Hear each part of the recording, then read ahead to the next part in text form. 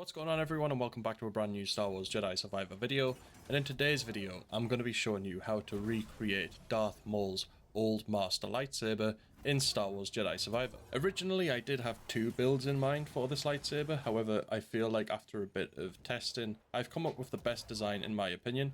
I will show you them both still, but I'm going to start off with the one that I like best.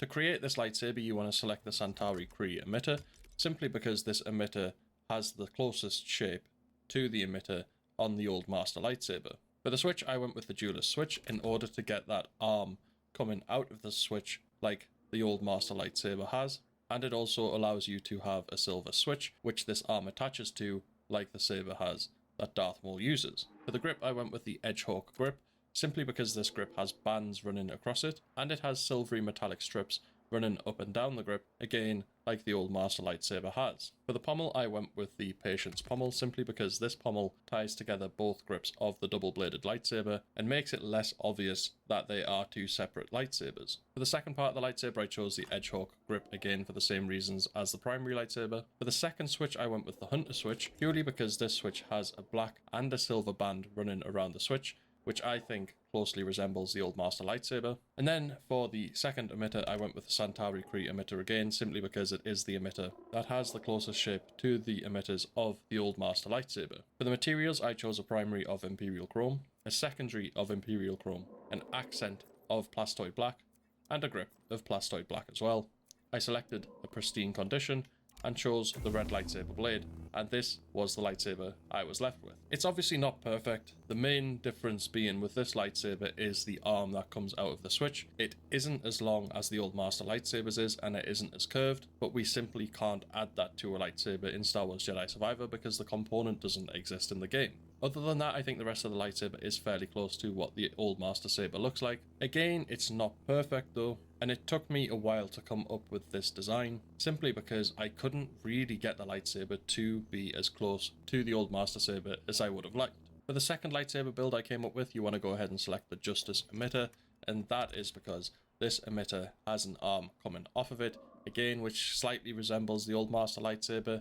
It isn't perfect and the emitter is actually a different shape. However, this is just an alternative build. For the switch I went with the Eno Cordova switch, simply because this switch allows you to have a silver and a black band running around the saber, which does look a little bit like the Old Master lightsaber switch, or at least the part just below the emitter. For the grip I went with the Edgehawk grip for the same reasons as the first build, the Patience pommel again for the same reasons as the first build, and then for the second part of the lightsaber I went with the Edgehawk grip again, the Eno Cordova switch, both of those for the same reasons, and then I chose the Sia Junda emitter for the second part of the double-bladed lightsaber. And that is because I think this emitter does closely resemble the Old Master lightsaber emitter. It's not perfect, but if you try to choose the Santari Kree emitter with this build, that emitter is completely black, where the emitter on the Old Master lightsaber is actually a silvery sort of colour, which the Sia Junda emitter can be for this build. For the materials, I went with a primary of Imperial Chrome, a secondary of Plastoid Black,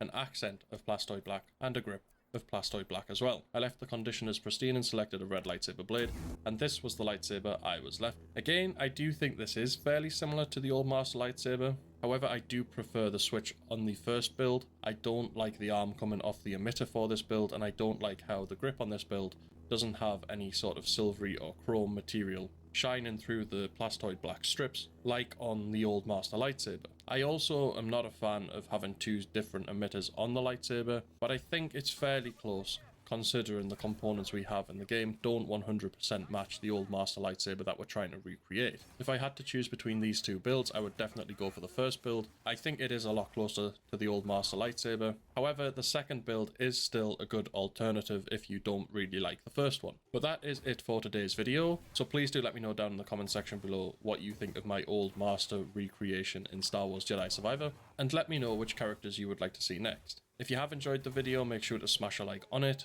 to show support for the game and the series on the channel, and if you are new to the channel, make sure to subscribe to be kept up to date with all future Star Wars Jedi Survivor releases. But other than that, we'll see you in the next video.